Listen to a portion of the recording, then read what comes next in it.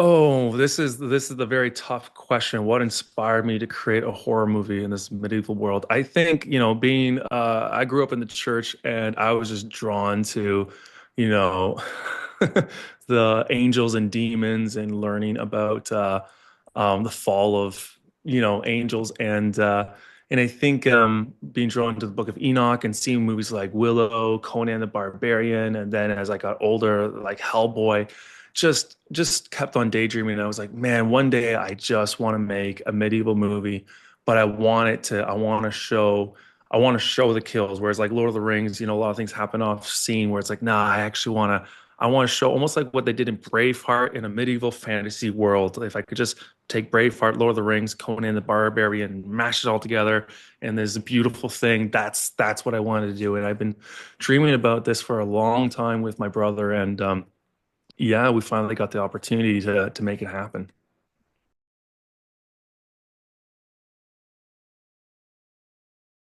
The research we did a lot of just going into what armor looked like, what people, not what it's a fantasy world. This is the big problem is when you're creating a fantasy world, you're creating a lot of things from scratch, but you want to base it off things that are, grounded in reality. So my brother and I were looking at different types of swords, different type of armor. Originally, we had this idea of bringing horses in, and we're like, okay, that's a little too much for the first one, and then diving into books, a lot of Renaissance books, and then going into books like the Book of Enoch, which talks about fallen angels and interacting with humans and how they were mentors, but then they switched and decided instead of being mentors, they wanted to rule over mankind, which is kind of some of the inspiration for A Night's War. And then also learning about Lilith and exploring that story, where Lilith was actually the first woman and Eve may not have been the first woman, and Lilith was actually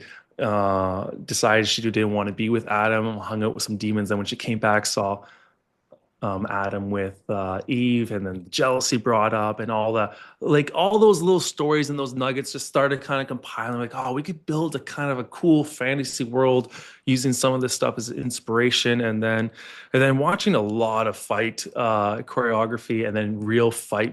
There's actual knights that fight as professionals, and we actually brought them out into A Night's War for some of the movies. So the opening scene with Matt Wilson, he's actually a pro mixed martial arts knight, and they fight with full armor. It's absolutely crazy what they do. So we watched a lot of those and try to get inspiration from that.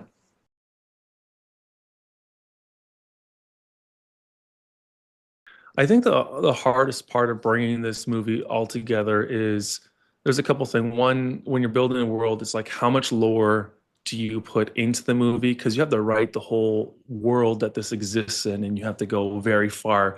But then it was a constant battle of what elements are important, what elements are not important, what are important to us, and what is it just like, yeah, what do you put in, what do you take out before it gets too bloated?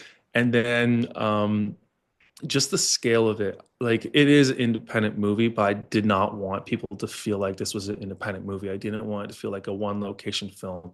So building the sets took a lot of time, and it took a lot of trial and error, a lot of paint, and a lot of we would build a little piece of the set that we were able to film in for one weekend, and then we'd spend 6 days just expanding the set as quick as possible. And we got really good by the end of it, but it was daunting because I've never built a castle before. I never carving stone is a very it's a very it takes a lot of talent to get it the right texture, and there's a lot of trial and error, and there's times where you're building something and you know that this is not going to be usable, but you have to do it to learn what you're not supposed to do. And so it's just constantly like, I know this is not the right one, but I have to do this one to get to the right one. And that was a pain, but that was the hardest part. Not the cold, just constantly having to reiterate, redo, and test and to make it perfect.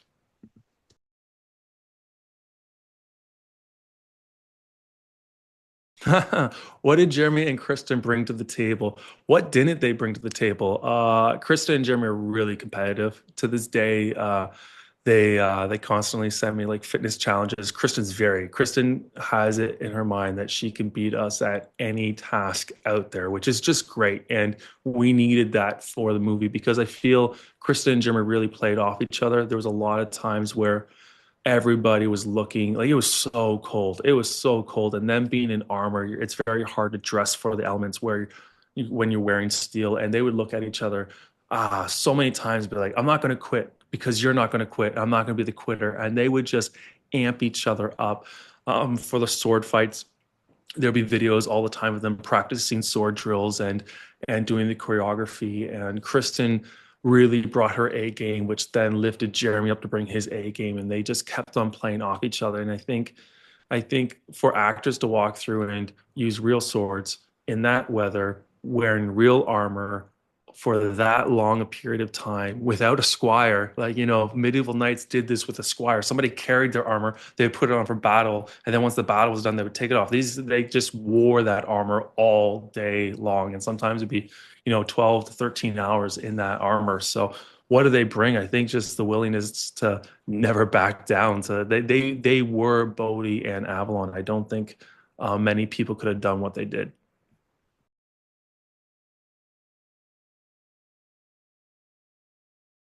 The human truths at the core of this film. I really wanted to explore Bodhi as a friend, the friend that everyone wishes that they would have, that friend that just Bodhi doesn't believe in the prophecy. He believes in William. He believes in Avalon. He believes in people. And there's so many times people can get so caught up in a cause that they miss people, whereas Bodhi's the opposite. He will be with people. He will fight for you, even when all reasons are not there. That's really what I wanted, is to have that unrelenting friend that would just keep backing you no matter what.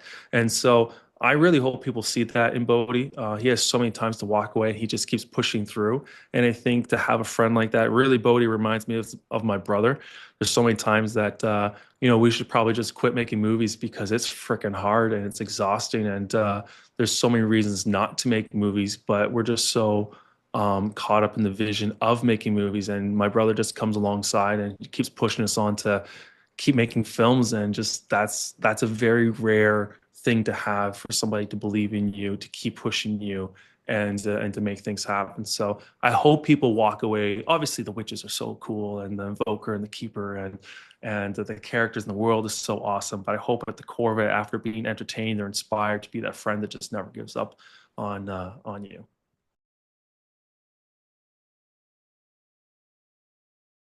And the keeper, and the characters in the world is so awesome. But I hope at the core of it, after being entertained, they're inspired to be that friend that just never gives up on you. Awesome. In writing the dialogue, did you draw from any previous films or pieces of literature?